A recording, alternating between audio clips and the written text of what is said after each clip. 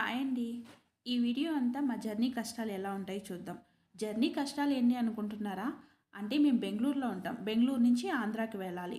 ఆంధ్రాలో అప్పుడే మిచాంగ్ తుఫాన్ తీరం దాటిన రాత్రి. అందుకే ఇక్కడి నుంచి వెళ్ళే బస్సులు కొంచెం లేట్గా స్టార్ట్ అయ్యాయి. అయినా ఊరికి వెళ్తున్నానన్న ఆనందంలో మా వాడు ఎంత లేట్ అయినా ఎలా వెయిట్ చేస్తున్నాడో చూడండి. అప్పటికే టైం 11 దాటిపోయింది. అదే ఇంటి దగ్గర అయితే 8 గంటలకల్లా నిద్రపోయేవాడు. కానీ ఊరికి వెళ్తున్నానన్న ఆనందంలో ఇంతసేపైనా వెయిట్ చేస్తూనే ఉన్నాడు. అక్కడ నిలబడి నిలబడి విసిగొచ్చి ఇంకా నా దగ్గరికి వచ్చేసాడు. నా దగ్గరికి వచ్చి కూర్చొని ఇంకా బస్సు రాలేదా అంటూ దీనంగా చూస్తున్నాడు. ఇంతలో వాళ్ళ నాన్న వాడి రియాక్షన్ ఎలా ఉంటుందో చూద్దామని ఇంకా చాలా నాన్న బస్సు చాలా లేట్ అయింది కదా, ఇంక మనం తిరిగి ఇంటికి వెళ్ళిపోదామా అని అడుగుతున్నాడు. నాయిస్ కొంచెం ఎక్కువగా ఉంది.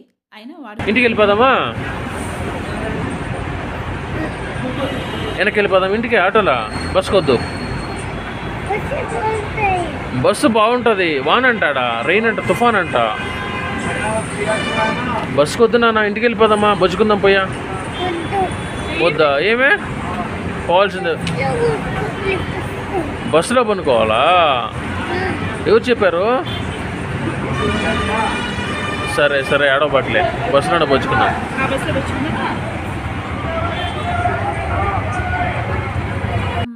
ఎట్టకేలకు ఎదురు చూసి బస్సు వచ్చింది.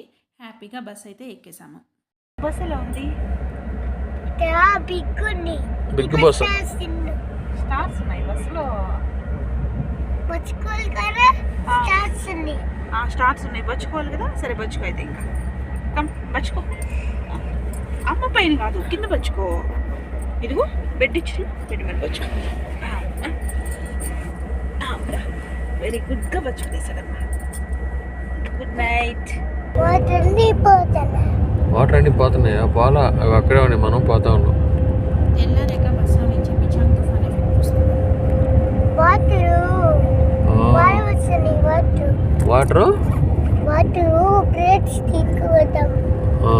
బస్సులో నుంచి ఎటు చూసినా మొత్తం నీళ్ళే.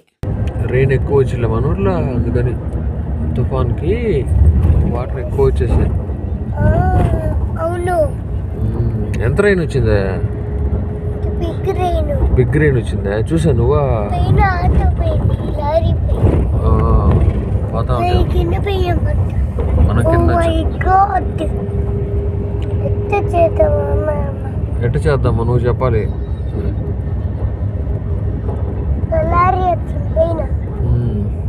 ఎలా అయితే తెల్లారేసరికి బస్ తెగేసి వేరే బస్ ఎక్కేసి హ్యాపీగా ఇంటికైతే వెళ్ళిపోయాం.